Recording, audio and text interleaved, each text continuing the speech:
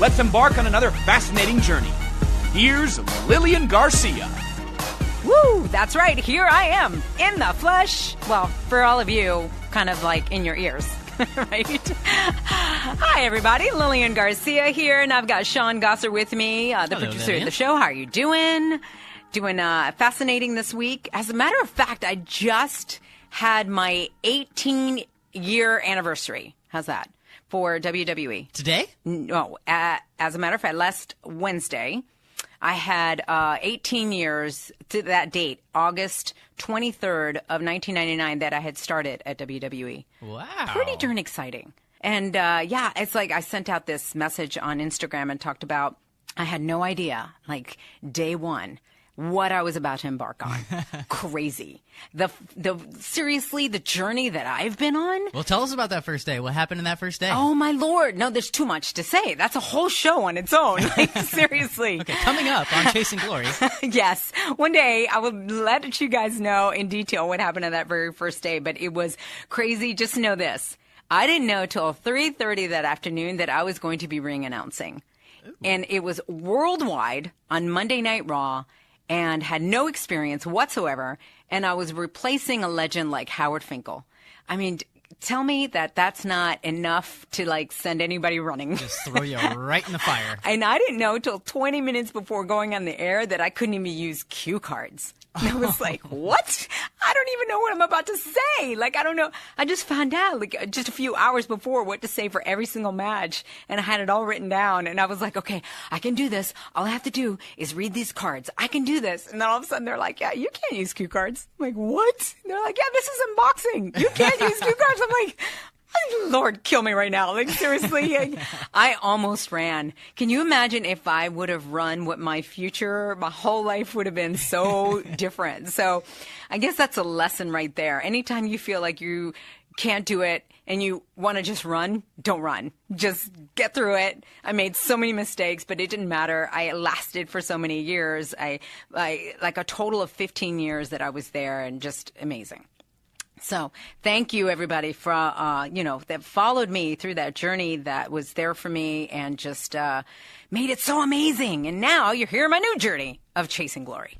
So we had an amazing show last week, speaking of amazing, with Layla Ali, Muhammad Ali's daughter. Incredible. I mean, you would think that she had it kind of easy in a way because she was Muhammad Ali's daughter, that he would open all these doors for her. That's what you think. And then when you hear the story, and if you guys haven't heard it, you need to hear it because, I mean, she was literally in juvenile detention. She was, oh my gosh, she talked about being molested. She talked about because you're the daughter of an athlete doesn't mean you got it easy. No. And that's what this show is as actually like showing everybody. It's like all the struggles that people go through, and it's not easy. It's never easy. You just got to keep going, get through it. So I definitely encourage you guys to listen to that. And today we have the Celtic warrior, Sheamus. Yeah. Love this guy. I worked with him for so many years. He's unbelievable. He's such a strong guy. I mean, such a strong athlete, such a strong person, and just such a sweetheart. And yeah, his accent's pretty cool too. So. Yes, he's from Dublin, but he's really cool. And just I've seen his quest of having the ups and downs. And I remember when he had those downs, he had those injuries. He missed WrestleMania. He was like so bummed out, but then boom, he came back, and now he's stronger than ever. He is teamed up with Cesaro, who is crazy himself too, which we have to have him here on Chasing Glory. And he's from Switzerland, actually. So you've got two guys they come out. I love it. They come out with their Celtic skirts. I guess that's the way. Skirts. They're not skirts. They're kilts. Excuse me. That's right. They're kilts. That's offensive. They're going to kill me for saying that. They're going to kill you. That's right. I love that. That's why you're here, to set me straight. But don't want to get on their bad side. But anyway, we got that hot show coming up. I want to thank all of you that are still like pushing the buttons of subscribing and that you're writing those reviews. I read every single one of them. Can't thank you enough. Make sure that you do that on Apple Podcast and also podcast1.com and the new app at Podcast One.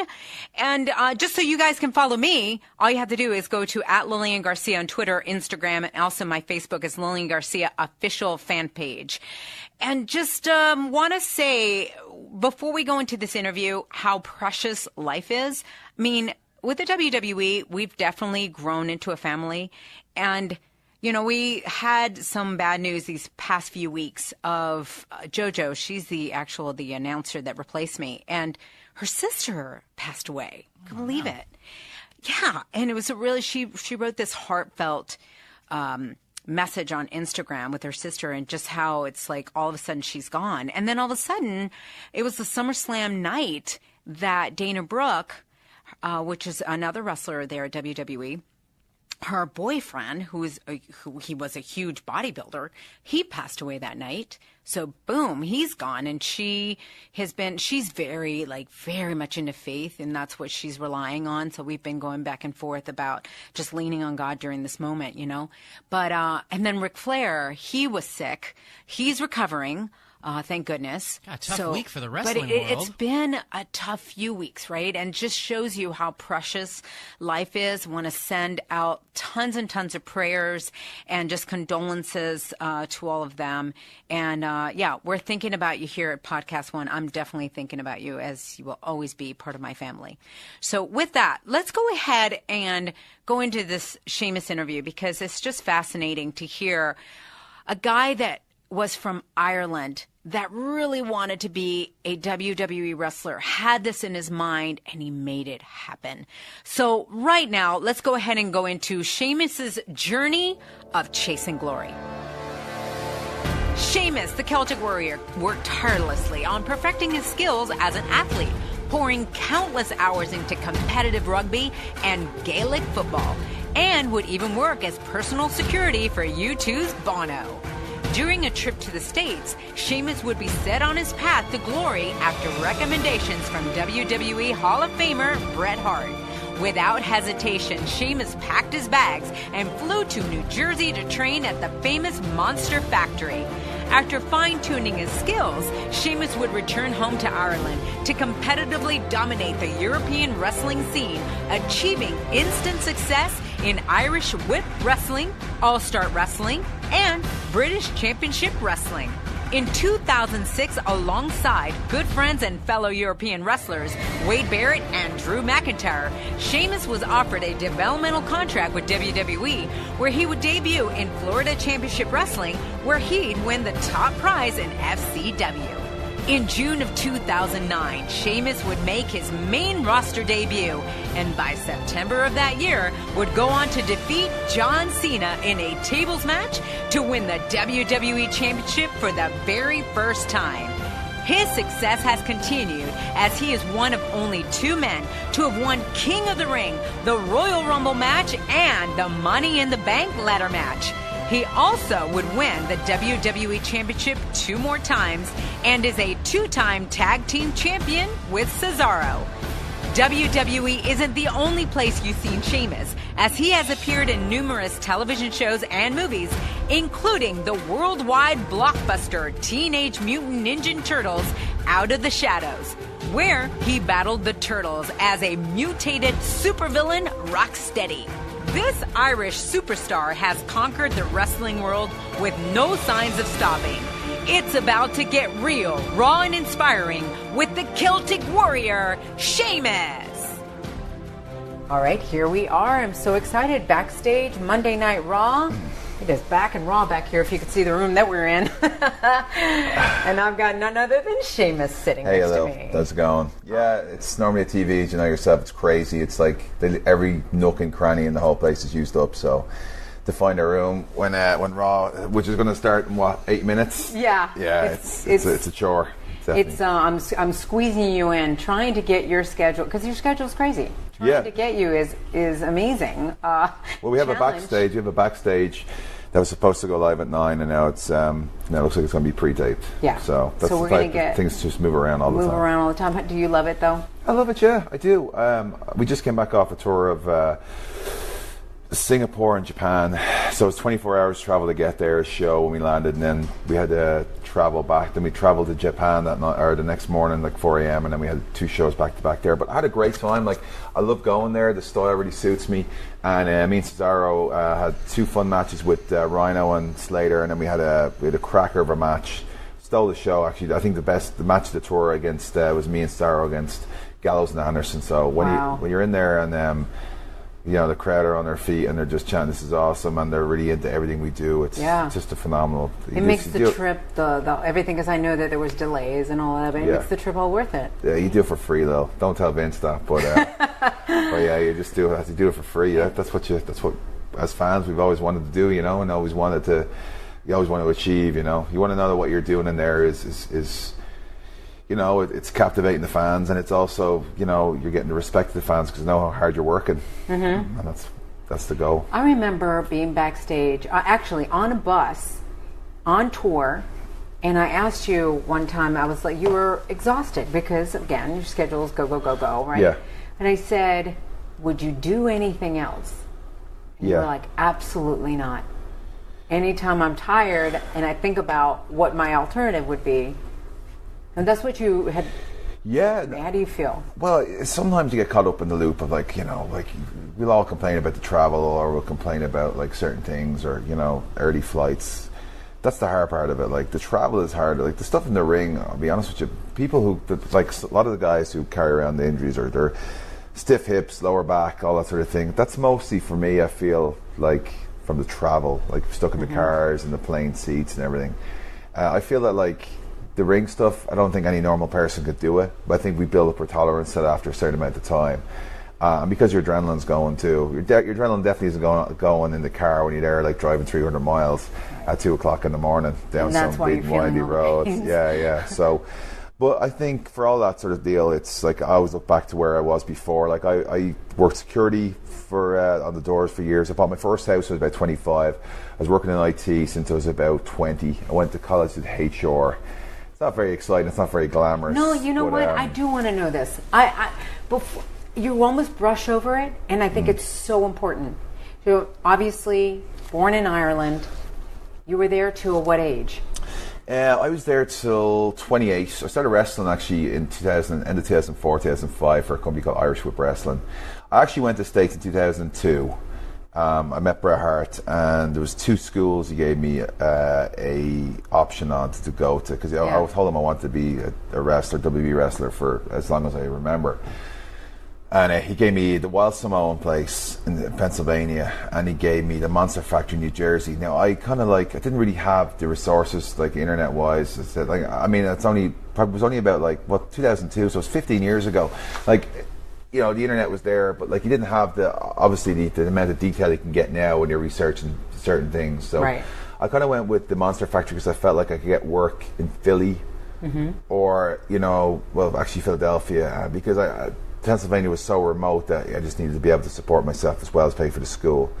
But it probably wasn't the best. I mean, when I got there, I know it's a better facility now, a better school, but Larry Sharp was there, God rest his soul. He passed away recently, but when I was in the school, he never really was there, and I had some other trainer I'd never even heard of. So you're going into you're going in right off the bat, you're going to train the school, you don't know who the trainer is, you've never heard of him, and then Larry, who's the name recognition, he's never there. So it wasn't really, I ended up working more than I ended up wrestling in 2002, and I hurt my neck. And I came back to Ireland, because I was only there for 90 days on a holiday visa, and I was going to go back again. And it just didn't work out, you know what I mean? And it wasn't a holiday visa, sorry, I had a kind of a J1 visa where I could work as a student, but then I tried to renew it, and it wasn't going to work, it wasn't working out for me, so it didn't really work out. And then I went back into IT, and I kind of forgot about it. My dad was like, listen, you need to get your heads grounded and think that's up. You gave the wrestling thing a go, but I knew in my heart and soul I hadn't really given it a proper go. Right. So put my mind around other things, bought my first house in Dublin, and I was working 2 jobs there, security and IT, and I never really liked IT. For me, it was just a job, which made me kind of think, there's a lot of people working, who are, I was like, I can't do this forever, you know what I mean? At least I need to give this. I knew in my heart and soul I hadn't given wrestling a proper try the first time. And then when Irish Whip Wrestling came up in Dublin, a small independent promotion by a barman opened by Simon Rochford, who I'd met working on the door of a bar called K3 in the middle of Dublin City. He opened and he asked me if I wanted to wrestle, so I started training there again and kind of learned on the fly, you know what I mean? Text messages coming through, don't mind them, this is what happens when you're at Raw. Yeah, he's waiting for a message to see if he's going to be in the pre-tape or if he's going to go live. This is what happens. But no, so I started wrestling for them. Didn't know really what I was doing. I had a great instinct for it because I watched it as a kid. So not everything I was doing was right, but from watching it for years consistently, you know, I had a great instinct first. And then I went over to the UK for All-Star Wrestling. Then I moved to the UK. My IT job allowed me to move to London, Canary Wharf. I was there for a year, and I did a couple of tryouts. Me, Wade Barrett, Drew McIntyre, and the guy called Michael Verge. I can't remember what his name was. He was in NXT briefly. French guy. We all went for tryouts in Manchester in 06. I think that was the first time I met you. Yeah. I remember that because you were like security. Yeah. You were security in the storyline, and you got pedigreed by Triple H. Yeah, me, myself, Wade, two other lads, Ray Senior, who had the clue about wrestling, ran out there. He took a couple of bumps, and I took a pedigree in the middle of the ring. How did that feel though? Like you love wrestling. You obviously know who everybody is, and they telling you you're going to get a pedigree by Triple H. Like, well, we only found out just before he went out. So really? Literally in Gorilla, before we were going, they're like, "Oh, you're taking this, you're taking this." So I said, "Take a pedigree." So I took the pedigree, and I just remember like walking, like, so you know, you're wrestling in front of maybe 200 people. If you see 200 people, the crowd's unbelievable. We're walking in the MEN arena, like in Manchester. The first thing I remember was running down through the curtain. The crowd was incredible. The noise of the crowd. And that's something we kind of like take for granted now because, you know, we see it every week. But man, like I swear to God, like it's hit me, you know. And I didn't get that feeling again. I mean, I got that feeling when I debuted and everything. But next time I got a feeling that shocked me so much was at WrestleMania 26, which was here in Phoenix when I wrestled Triple H. When I walked out through the curtain and the noise just literally made my knees weak. I felt weak at the knees. I was like, oh, it's just unbelievable. Because you see it during the day, it's like, you know, it's a massive American football arena, and then you walk out and it's packed, and it's just like the noise is just unbelievable. And that's what draws you. Sure, I'm sure part of it. Absolutely. And I can tell too that you absolutely love the actual sport of it. Yeah, I love the drama. I love the entertainment. I love the, like, I'm all constantly learning. For me now, it's more about like, you know, you start off and you're like, you want to make sure you don't mess up, you don't F up. You know what I'm saying? Yeah. And then you want to be a situation where you want the matches to be more and more exciting. And then it's about the cool moves you do. For me, at this perspective of my career, I'm just like, I like the little things, like the little nuances, the little subtleties that you do in your character that you can learn off. That you can. Like what? I don't know. It just, for me, it's more of just getting more of doing less. I mean, as not opposed with wrestling, but just the stuff you do in the ring, like I can't really explain it. It's more the character, like the like the acting side, like getting deep into a character. A little bit, just kind of pulling yourself back. Because before, when I was younger, I was just so like 100 miles, like amped up. But if I drank about like 10 5-hour energies, you know what I mean? I'm walking out there, and then I end up blowing myself up by going in the ring. I'd be like out of breath. Didn't have any issues being physically fit. I was very fit because I could kill anything in the gym. You know, anything my trainer would throw at me, I'd kill it. But when you go out there and you jack yourself up, as in like you're so amped up, and you go out there, it blows you up quicker than everything. You know, nerves too. It's like that, those nerves that kick in, and that early part of my career, like that, I was, you know, because I really wanted to do this, and I was so always been conscious of doing everything perfect, 100%, not messing up. You know what I mean? I want everything to be perfect, and the more you think of that way, the more anxious you get, which means there's also nerves, which means you just blow up. So that perspective now is like, now I just don't really blow up at all. I'm so relaxed. Obviously you get that feeling when you go out there and the music hits. It's a great feeling, but being able just to pull back and just take a breath, and just, you see so much more. I remember Cena would sit at the monitor, you know, and he'd he'd be so relaxed, and he'd watch the crowd. He'd see the hard camera is, when you walk down the ramp, the hard cam is on your right hand side, and it projects the people opposite the hard cam. They're the fans, obviously, people see on TV all the time. Mm-hmm. So he'd be watching for the way the fans react and what they're reacting to. And I was kind of blind to that because I was, again, when you're anxious and you're just so like amped up, all that sort of stuff escapes you. Now I see more now when I'm in the ring than I ever have. So you're actually kind of studying the crowd.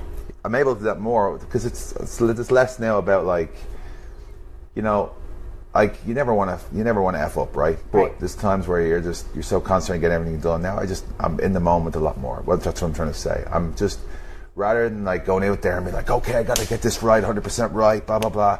Now for me, it's more like, wow, I'm enjoying every moment I'm in here. I'm just taking it all in. I'm enjoying the crowd. And the more you do that, the more you acknowledge and see everything that's going on around you, as opposed to being so tunnel vision that you want to go there, don't F up, this has to be perfect, you know what I mean? Then that's when you're just, everything else around you is closed. I think a lot of people I'm sure a lot of people in life can relate to that for whatever they're doing, whether it's work or, you know, relationships or whatever, you know what I mean? I think it's just a natural human trait. Once you just able to relax a lot more, you can see so much more that's going on around you. It is something when you're so amped up. Literally, you do stop seeing clearly. You think you're doing more, but then you just literally, I mean, you're so consumed by it all that you can't relax and enjoy it. You can become a bit of a robot, actually, you know? That too. And it's so funny when even like walking down, like, if you're ever notice when you're just caught in your own thoughts, a completely different thing, and then you might one day you're just not, and you just all of a sudden you're like, where's that building? I never know. You could go down. You could walk to work the same way for 10 years, and one day you could just open your eyes where you're not in your cut. One day you're not in your own thoughts. You just relax, and you notice the building. I never noticed that building before. There's things around you. You're like, holy shit! Yeah. I've never seen that before. I've never seen this before. You know what I mean? Right. Yeah. I'm getting real deep here, I think. But, I love it. No, I love it. I think it's a great lesson in there for sure. Now, you growing up take us back to Ireland, because you know, obviously we hear of Ireland, we hear it's rough and tumble. I mean, that's the perception, right? That on TV you see, or in books, Angela's Ashes, how it's not, you know, the houses aren't like really, really nice, like you're poor, or is that just sections? Like, no, I think that's it. There was a time in Ireland when we were poor. We were just mainly based in agriculture.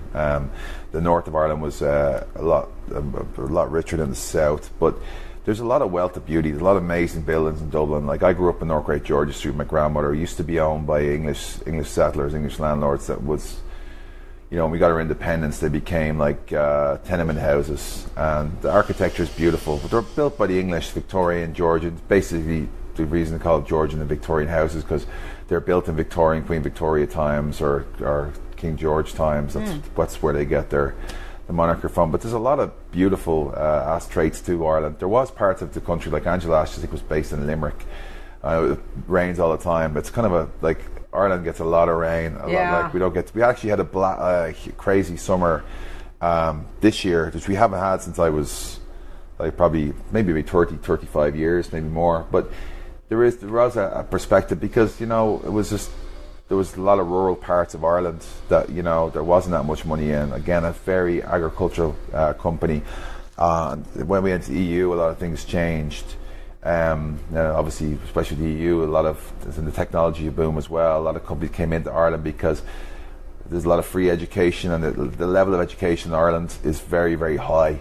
So you have a lot of skilled workers at your mercy. So obviously, with companies like Microsoft and Apple and IBM at the time, and all these big companies, Google, would come in and basically they needed access to Europe, and Ireland was, you know, the English-speaking country, and it's closest to America, and it's got access to Europe. So that really brought in a lot of money. So that's how you got into IT.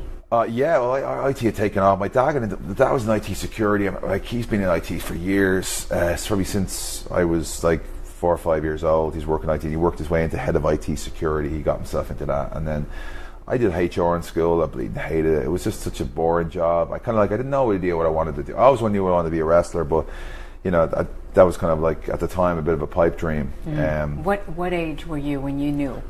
I've always wanted to do it, like since you can remember. Yeah. I kind of like faded out a little bit because I started trying to get. I gotta get. You know, sometimes you have to think: is that reality? What's reality? What can you really do? You know. But no, even when I was younger, I loved it. I actually tell you, the one moment that I realized I really wanted to do it was I was working in Symantec, and I'd worked the night before in Lily's Bordello, the nightclub. It's not a bordello; it's just the name of the club. But a lot of stars would go there.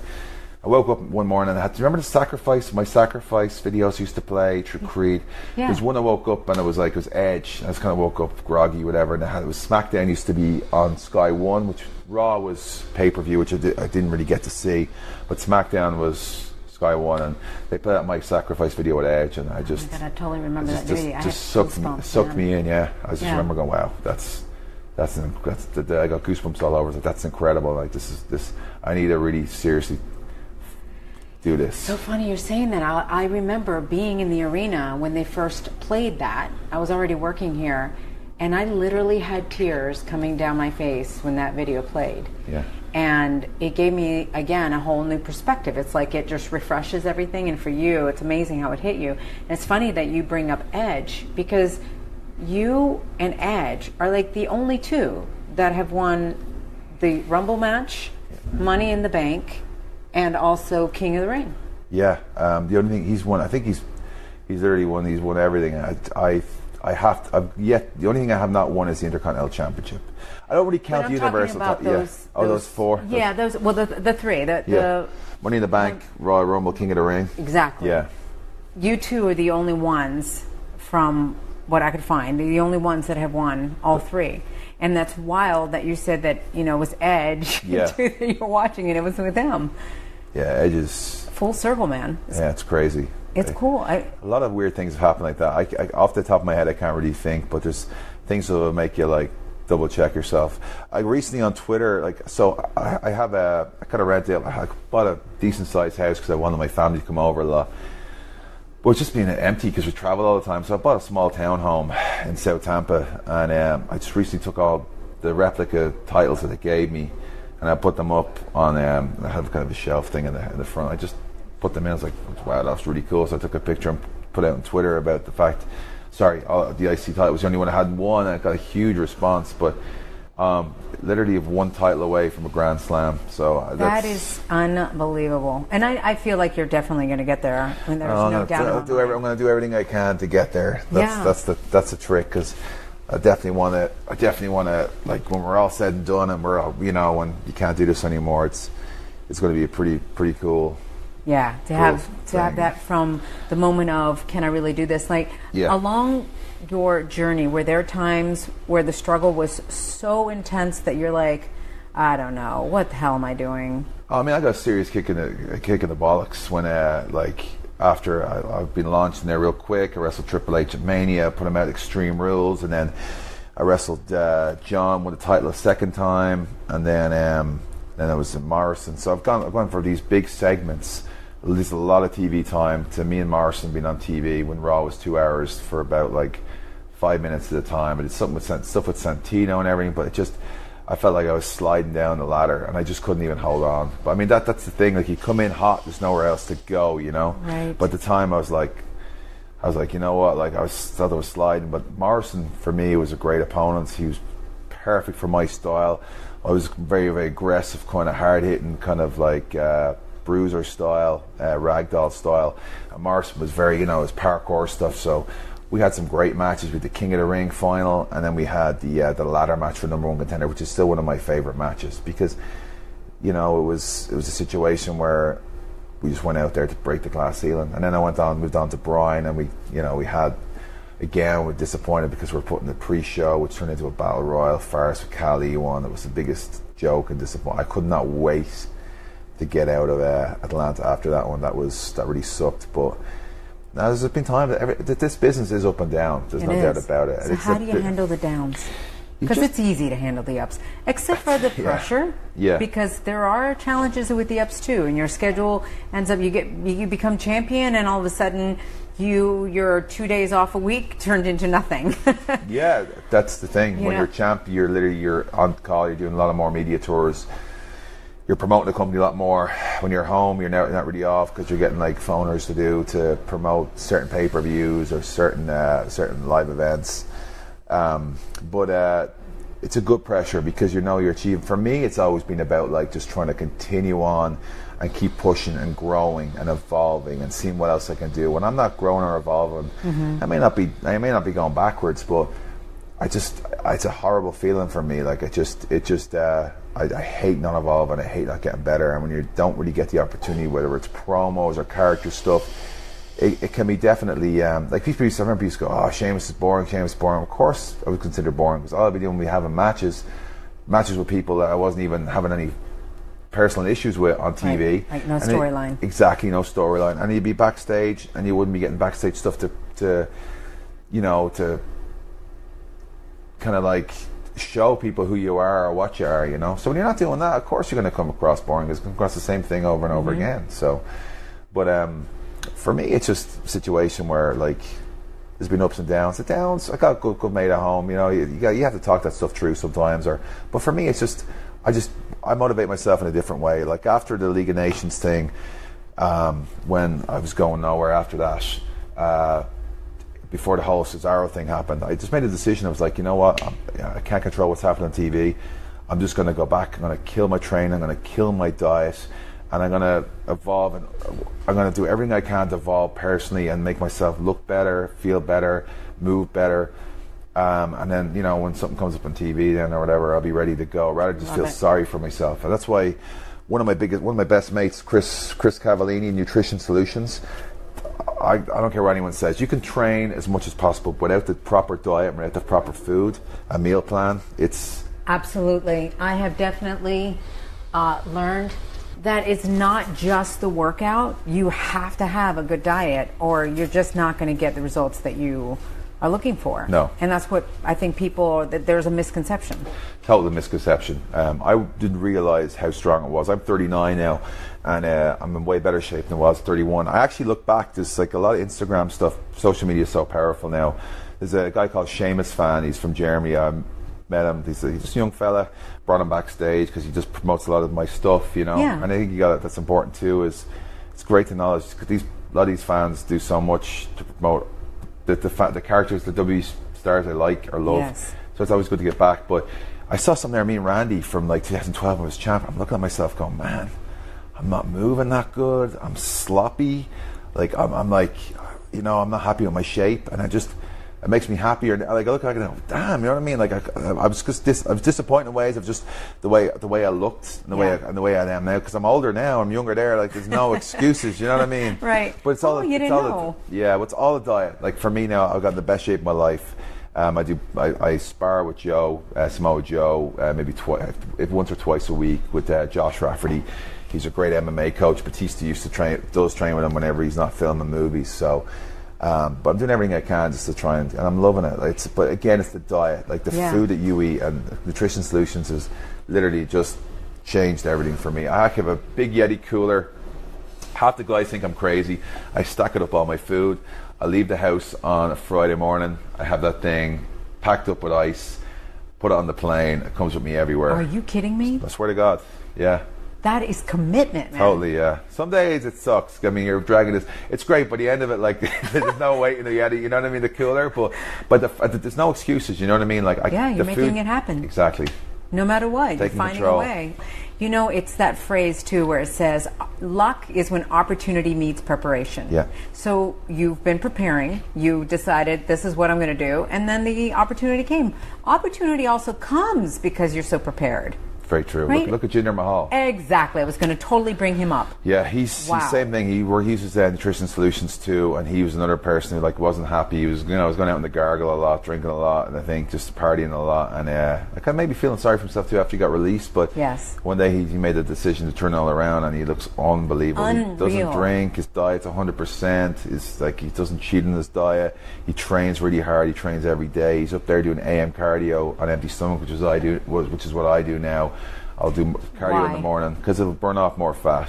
If you do it on empty stomach. Empty stomach in the morning. Yeah, I can't really work out. Your metabolism. Anyway, on a full stomach, I feel, ugh.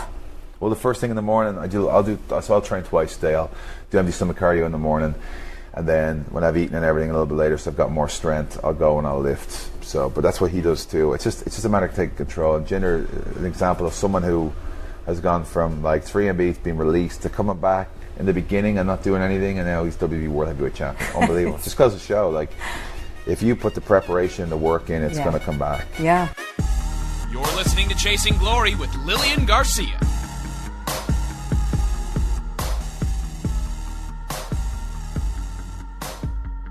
Well, guys, I hope you're enjoying the show, and we will continue. But first, I got to tell you about TrueCar. In fact, there's something about TrueCar a lot of people don't know. Using TrueCar can also help you buy a used car. In fact, there's over 700,000 pre-owned vehicles available from a TrueCar certified dealer nationwide. Whether you're looking to buy a new car or used, you can get upfront pricing information that empowers discounts off the list price for used cars and a better buying experience through our TrueCar certified dealer network. There are over 700,000 pre-owned vehicles available from TrueCar certified dealers nationwide. You'll see what other people paid for the car you want, so you know what a fair price is, and you will feel confident. In fact, with TrueCar, you can connect with a local certified dealer of your choosing so you can enjoy a quick, easy buying experience. Using TrueCar, you can easily find a new or used car you want. TrueCar, via the TrueCar pricing curve, will show you what other people paid in your area for the same car you're looking for. Now, you know what a fair price is. You can feel confident. And trust me, there's nothing better than feeling confident. Once you register, you'll see the real price on actual inventory. This is competitive pricing offered to you only by a TrueCar certified dealer for an actual vehicle on their lot. It's pricing you'll see before going to a dealership, so you can feel confident when you show up. TrueCar shows their customers all of their available incentives before they arrive at the dealership. Over 3 million cars have been sold to TrueCar users by the TrueCar certified dealer network. In fact, there's over 13,000 TrueCar certified dealers nationwide. So when you're ready to buy a new or used car, visit TrueCar to enjoy a more confident car buying experience. Some features not available in all states. Now back to Chasing Glory with Lilian Garcia. Now, you even had some moments where it could have gone really awry, and that's with your injuries. Yeah, absolutely. I mean, you've had your neck.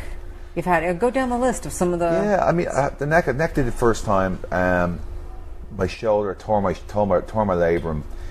2013 in Money in the Bank match. I guess at that stage, again, I was spinning my wheels. I wasn't really taking care of myself in the ring. I was just being reckless with my body. Just, I don't know. I think I wanted to try and push myself harder. Maybe I thought, like, by taking some crazy bumps and everything, the fans would appreciate it, because at that stage I felt my mind stale. Again, it goes back to not having much storylines.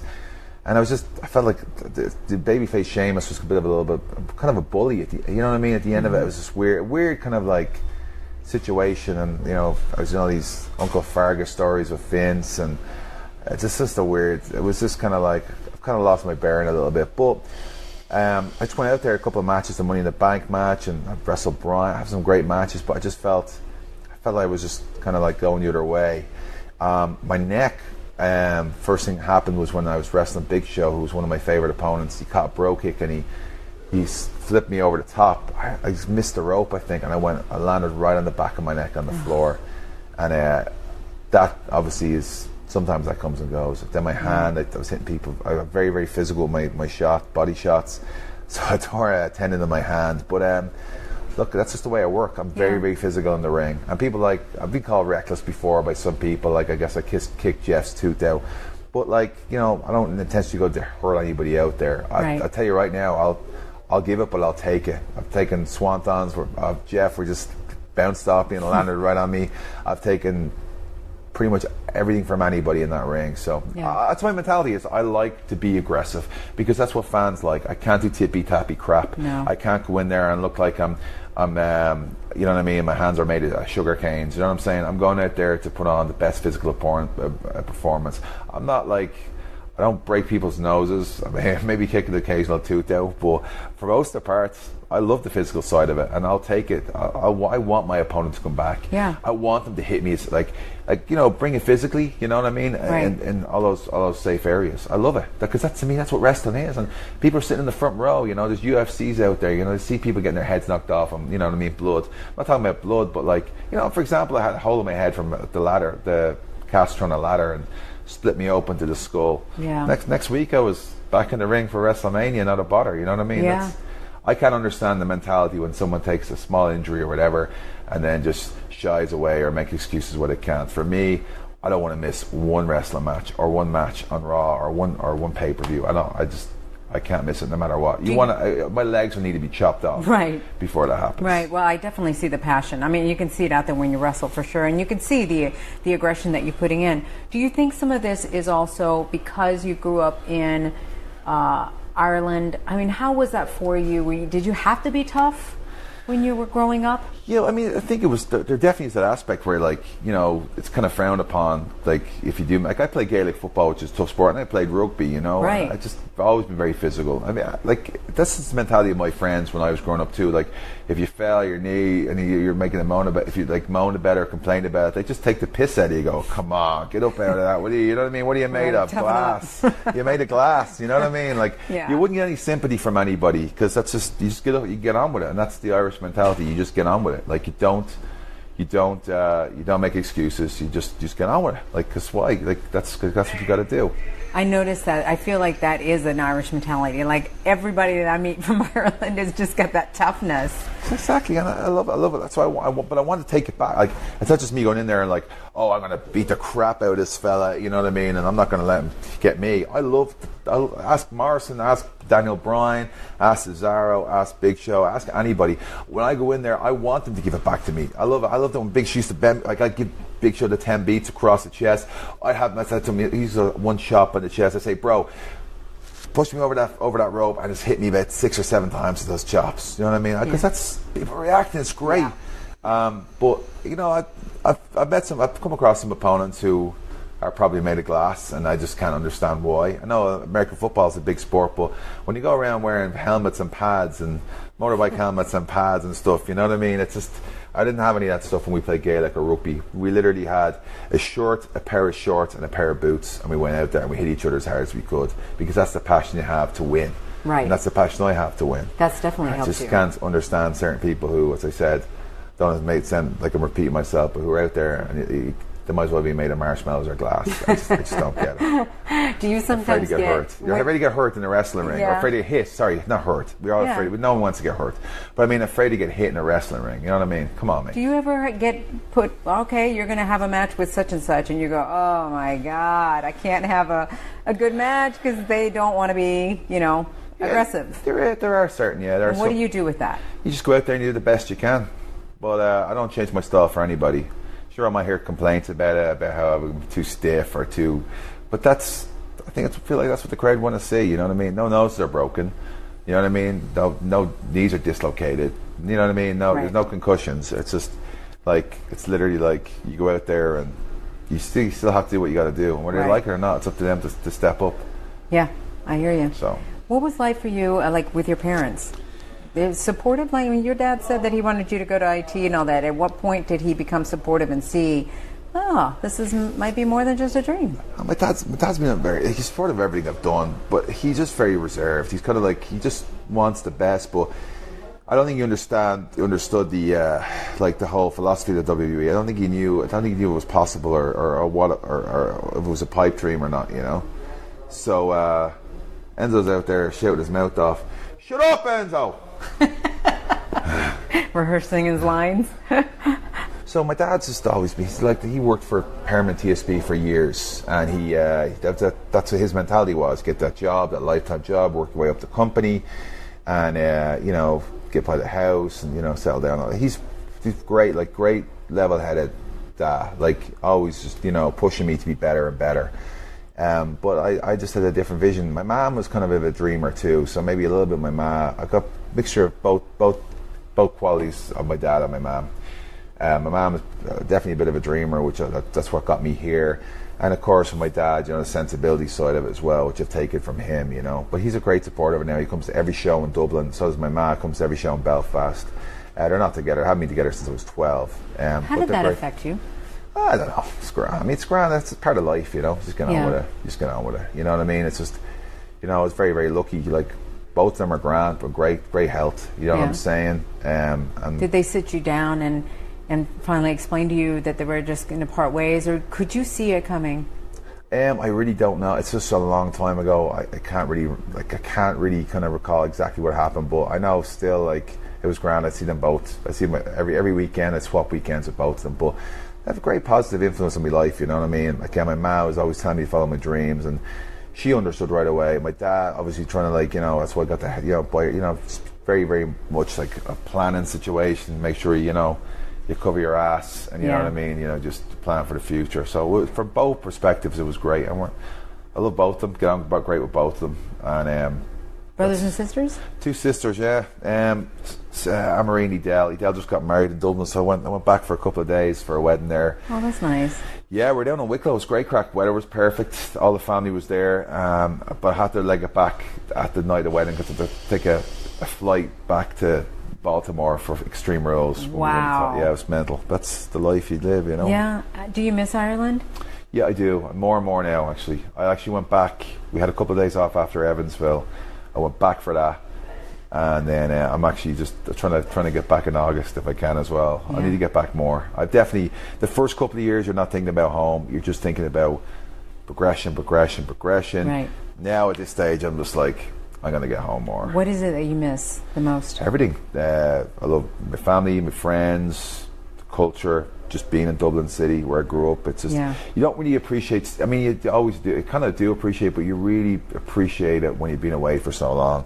I agree with that. I think Cesaro was telling me there a while ago, I was talking about like, he did an interview because he's been in America for so long, maybe a little bit longer than I have, and he was talking about how like he did an interview with some Swiss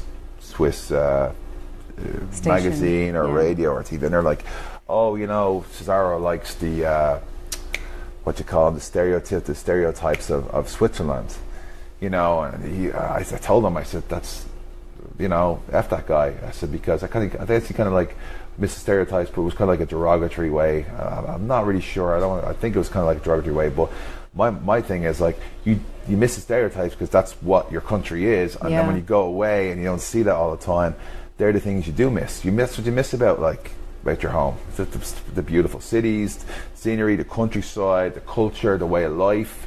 You know what I mean? The personalities of people back home and where they're different from different countries. You know what I mean? You miss all that kind of camaraderie as well, and also being on the same wavelength with a lot of things, and just being able to pick up a conversation with a stranger, no problem, when they know what you're talking about. Yeah, I see that in some of the things that you did mention when you had your character Sheamus, that you didn't want to basically do the stereotype.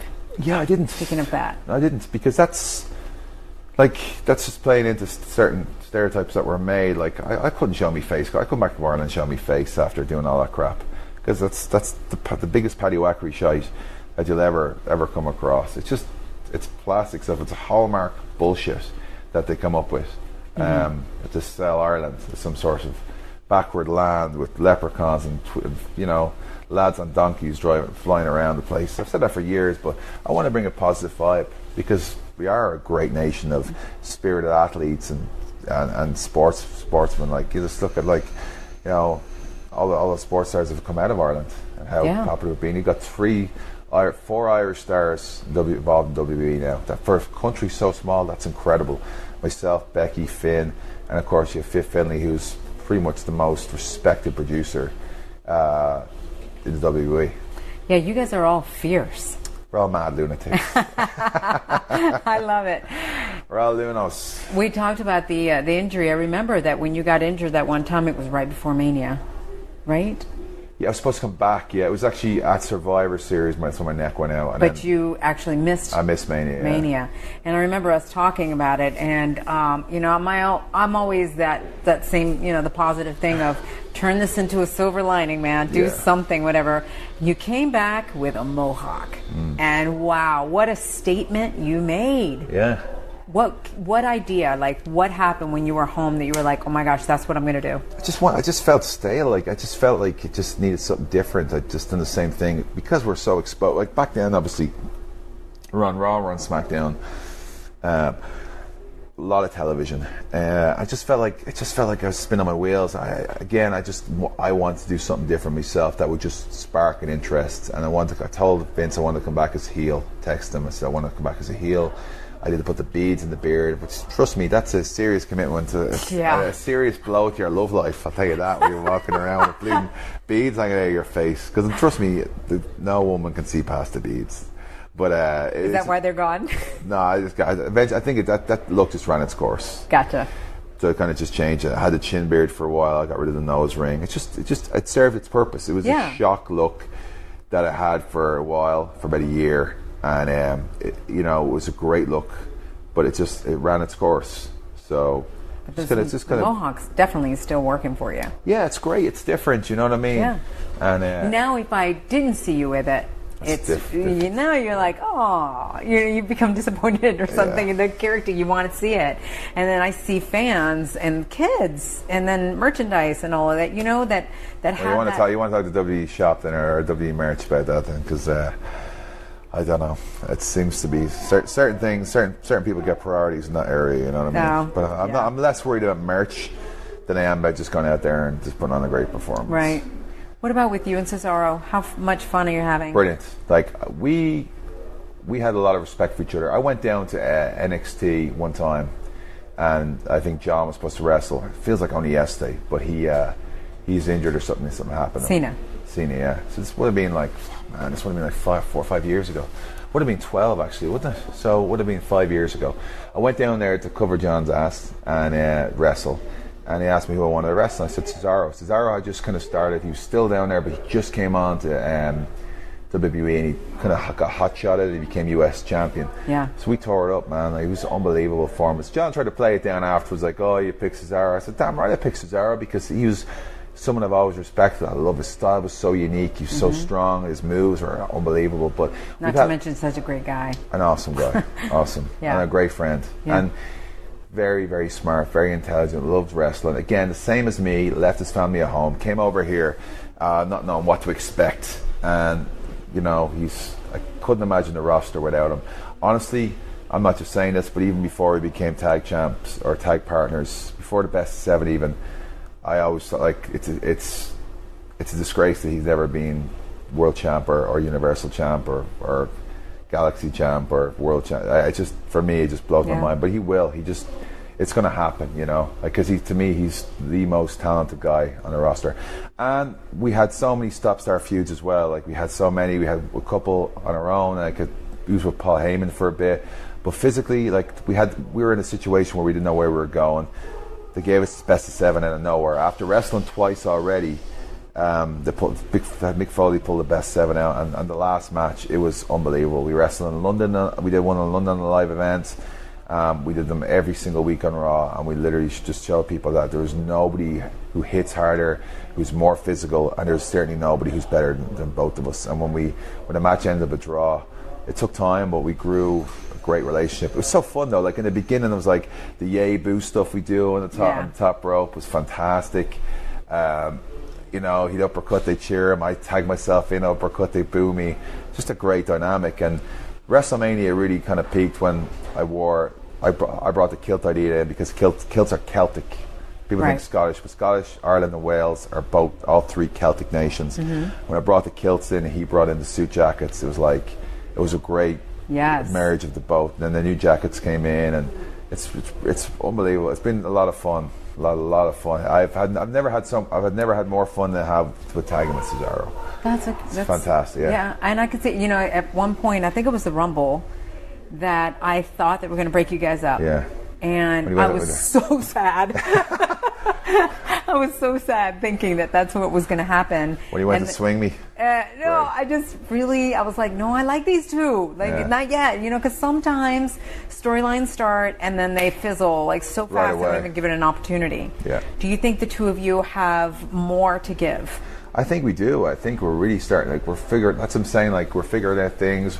We're doing the whole point at each, I point at him, he point at me, and then we did this one where we pointed at each other at the same time, and then all over the place was this Dragon Ball Z fusion thing, and it really is starting to click, the dynamic of both of us. He does a lot more athletic stuff. I'm more of a heavy hitter, and our styles are really, really, really mix well. And on top of that too, it's we've been able to I don't know, we just feed off each other really, really well. Our timing together is perfect now. It takes time to build it. Yes. But yes. I think because we wrestled each other so many times, that helped kind of like literally help us fast track all the timing issues and, you know, the way we work so well as a unit. So I guess my last question for you is, what would you say was the biggest struggle growing up, and what's the biggest struggle now? When I was growing up, I just had no confidence in myself. I guess maybe, I don't know what it was. Maybe it was the fact that parents split up and all that at a young age. Just unsure what was happening. But I was a small, chubby kid, and I took a lot of. I went to secondary school, and you know, I got a lot of bullying. You know what I mean? And I was a very introverted person. For some reason, confidence-wise, I wasn't very lacking in confidence at the time. And I'll tell you right now, like, my dad got me to gym when I was 15, 16, and the only reason I went to gym was because my friend Eamon, who I used to stand up for, he was a skinny guy. He was very, very, like, loved nature. I mean, he was just a very timid guy. But like, I was like, I can't let him. I stood up for him forever, like, and like I can't let him get bigger than me. So I went to the gym. We both went to the gym together. He left after about a month, and I continued training. And going to the gym for me has changed my life. To me, it's just a great lifestyle. I mean, staying fit, being in shape, definitely helped kind of like grow my confidence back. And as I said, it's like my dad always said, it's a life. It's not a hobby. It's a lifestyle. Absolutely. It's exactly what it is. You know, some days you don't feel like going. Some weeks you don't feel like going, and that's okay. You know what I mean? But for me, it definitely changed my mentality and helped me, you know, get a lot more confidence and become a lot more sure of myself on what I want to do. And that ultimately, when it came around for WWE, I mean, if I wasn't in shape or didn't look the part, I never would have sought the direction to go to WWE, because I would look at myself and go, I don't look like a WWE star. But because of training, I was training all the time. Yeah, I already had a head start on that, so I knew that I was training for years, and then I started wrestling. As opposed to some people have never been in a gym like to start wrestling, and then they try to train or get themselves in shape, but they don't have the motivation. I had so much passion for working out. I still do, more than ever now, and I have so much passion for wrestling. So I had passion for both, which made it easier for me. And it's not an easy thing to do, but it made the transition, helped me with the transition more than anything. It's wild. I can see. I've interviewed Stone Cold Steve Austin and Batista. They both talked about how they were so shy growing up, and for both of them, fitness or wrestling is what turned it around for them. Yeah, sure. The first show I did, I walked out there in a pair of Speedos. I was god awful embarrassed. I was so bleeding. I was like walking out here in front of all these strangers in a pair of Speedos and stuff like that. Now I walk out there, like, you know, walk out there in a bleeding tongue, for God's sake. I'm just not fazed by anything anymore. Yeah. You know, I'm not fazed. I mean, if anyone wants a way like getting over shyness, just walk in front of 20,000 people every week in your Speedos and you'll be grand. No, that's the instant cure. That's how you do it. How about now? What's your biggest struggle? Biggest obstacle? Just always been hungry to keep growing and keep advancing and keep progressing. I definitely would like to get into movies. I did Turtles there a couple of years ago. It's just hard with the schedule that we have here. Right. So the Buddy Games is a movie I'm going to be in. I got a part in, which is going to start filming in August, which is fantastic. Great. That was announced in LA last week. So yeah, I love the whole. For me, I love the performance part, and I'd definitely love to do movies, you know, because you can't wrestle forever. But I'd love to do both. It's just with a schedule we have, it's so hard to be able to, because now the rosters are split, and if you're an integral part of Raw or if you're an integral part of SmackDown, I don't even know if it's a real word. Is integral a real word? If you're a major part of both brands. It's fine for me, yes. Making up words now on Lilian's podcast. Integral, is that it? Yes. If you're a major star in both brands, then you're going to be in demand for those brands. And that's the reality of it. So if you're doing really well on Raw, then they're not going to let you have as much time off because they need you for the show. They need you for the brand. So it's just try to find the balance. Yeah. But that's good. I'm only...